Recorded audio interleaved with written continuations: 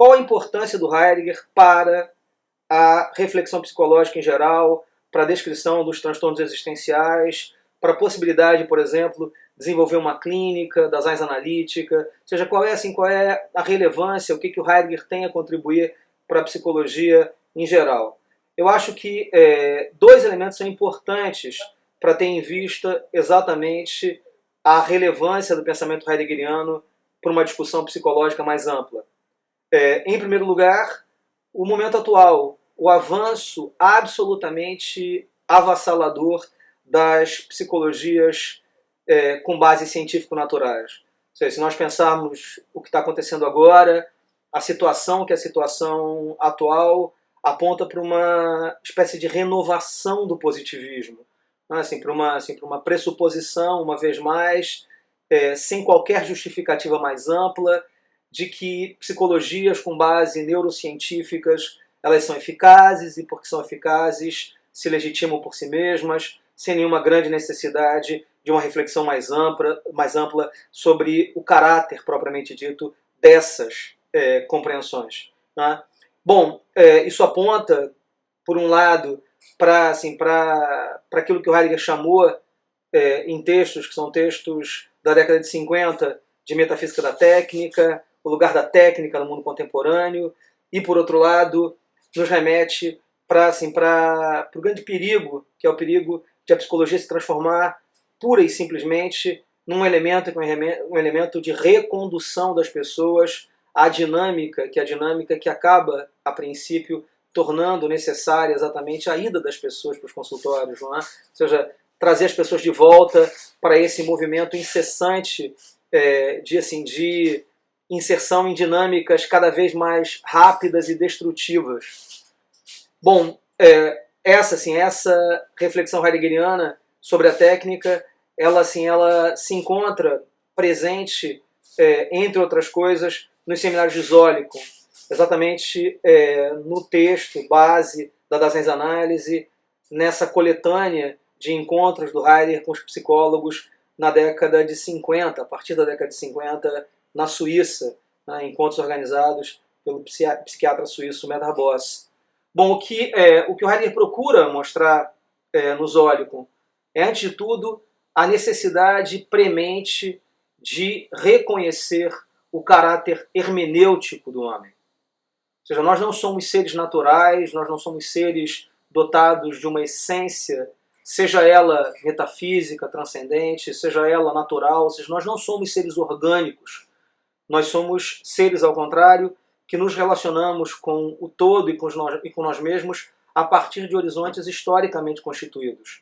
E é nesse âmbito que é preciso considerar a relação com a técnica e a presença cada vez mais intensa da técnica e de contextos técnicos no interior da psicologia, da psiquiatria e mesmo da psicanálise. Ou seja, o momento que nós temos agora é um momento marcado exatamente pela ideia de produtibilidade. Técnica, é isso que o Heidegger, no fundo, vai dizer para a gente. Técnica é um termo que aponta para essa pressuposição, que é a pressuposição de que tudo é produtível. Felicidade, bem-estar, sensações, vivências, experiências, tudo isso é produtível. E é produtível no interior de uma dinâmica que é uma dinâmica que nunca cessa. Assim, a cada instante nós estamos incessantemente marcados por novas produções, por novos movimentos. Se alguém está triste, é preciso produzir felicidade.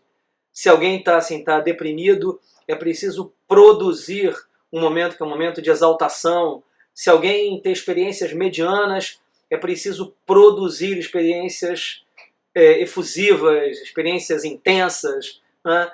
Exatamente esse movimento superficializa incessantemente a nossa existência, tornando cada um de nós, de alguma forma, um construto conjuntural desses momentos que se sucedem numa velocidade vertiginosa. A ciência, a neurociência, a relação entre psicologia e mapeamento cerebral, a constituição dessa transposição, que é a transposição do sujeito, do homem pensado como uma sede subjetiva, para um sujeito cerebral, assim, completamente estruturado a partir das suas determinações psicofísicas, Tudo isso, assim, tudo isso revela exatamente o risco que é o risco no qual nós agora nos encontramos, né? Um risco que não é um risco que se constitui apenas porque pode ser que a neurociência traga consigo efeitos colaterais indesejáveis, mas um risco que aponta para a possibilidade, que é a possibilidade de uma desarticulação mais ampla entre nós e a nossa história. Assim, o grande risco de um consultório hoje é se transformar num espaço extremamente pobre, né? Um espaço de elementos que não tem nenhuma densidade, sabe? Uma espécie de extensão do cinema montanha-russa, né? Ou seja, da mesma forma como você vai ao cinema e senta, então, nas cadeiras, que as cadeiras desses grandes complexos cinematográficos, e fica ali sendo bombardeado por uma série de cenas que vão te articulando com a próxima cena e com a próxima cena, e respondendo, então, de maneira neuronal ao que está acontecendo.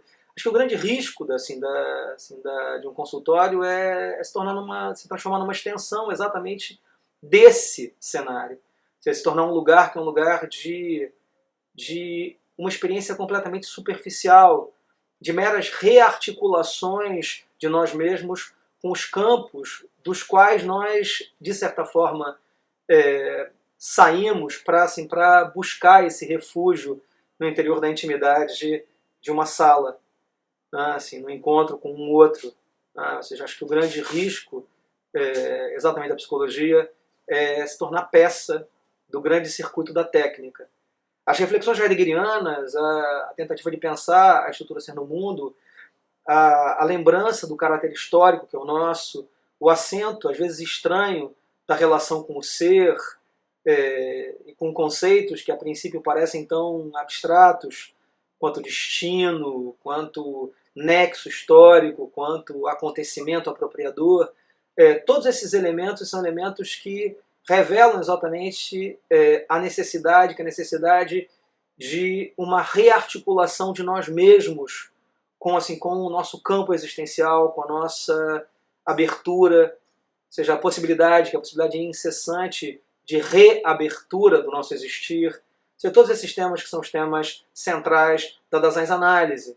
Não é assim, pensar, por exemplo, os transtornos existenciais como transtornos privativos, pensar, ao mesmo tempo, a loucura não como se ela fosse alguma coisa indesejável, como uma disfunção, como alguma coisa que precisaria simplesmente ser obturada, assim, para que se recuperasse um encontro maior com alguma coisa que se tinha antes dos transtornos, mas pensar os transtornos ao contrário como uma experiência de contato direto com a nossa negatividade e com os poderes dessa negatividade, né, os poderes de rearticulação da existência a partir da própria negatividade.